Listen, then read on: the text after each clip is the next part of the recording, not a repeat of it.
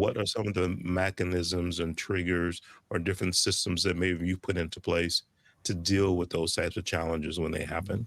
Well, COVID was a blessing in a lot of ways for a lot of the work in government. Not obviously, we lost so many more people unnecessarily because of what we did in mishandling it.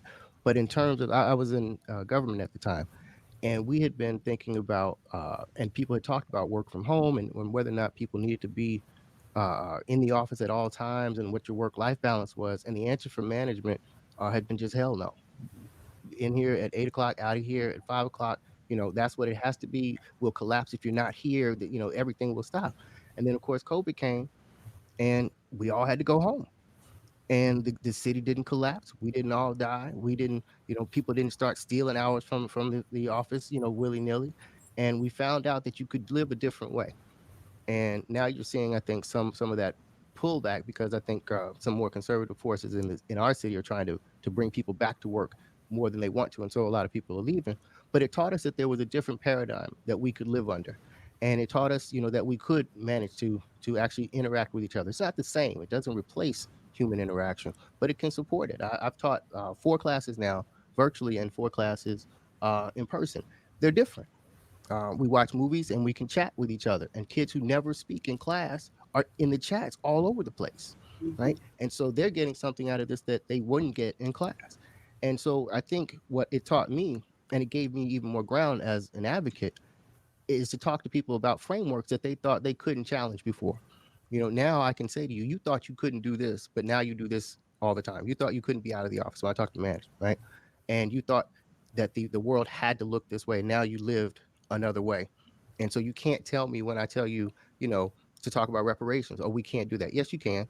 You just have to think about it differently. So I think in that sense, I shouldn't start off with COVID with this blessing. That's a terrible quote. But what it did, though, was teach us that we can live a different way. And I think the lesson that we could bring out of that, if we do take the good lessons out of it, is that we can do better by each other. I wonder if we will actually figure that out entirely, but it's there for us to know. Absolutely. Um, while this is not a podcast about COVID, I will say that for me as well, it opened my eyes to what my program was really about. And the setback was that we couldn't gather anymore. And so just talking about COVID, we couldn't gather anymore. But what happened was, and I mentor teen girls, so it's hard to get them in one space and agree on one thing. But what I had the chance to do is individually mentor virtually. So I got to know these girls in a new way that I had not known them before, and it almost gave me my why. Mhm. It almost gave me my why. Okay, this is what you really was going into this for.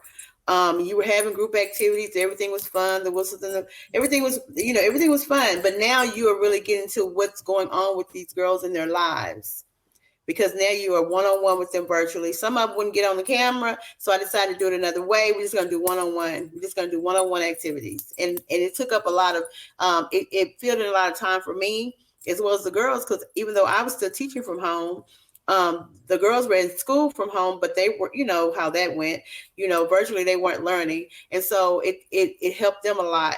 Now I was saying overcoming the setbacks, they're inevitable. I just look at the progress from the last setback. That's how I overcome it. Look at the progress from look at my experience from the last setback, because it's going to happen. I feel my feelings, and then I begin again. Mhm. Mhm. And that's how I treat every setback, is look at what happened before. Yeah. Yeah. I think the key piece is the learning, right? Take the what you learn from those setbacks and try to focus your energy there, and not so much on what you lost or those things. I mean, that is part of the learning too, but typically you can come out of it if you do that with a better plan or an adjusted plan that works better. As you said, being able to know those girls now on a more intimate level because you did have the one-on-one time, and the value of that that you now see. And so you probably use that differently now. And it's probably a regular mix of what's in your program, where Right. originally it wasn't, right?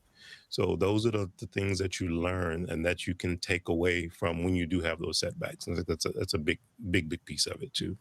Correct.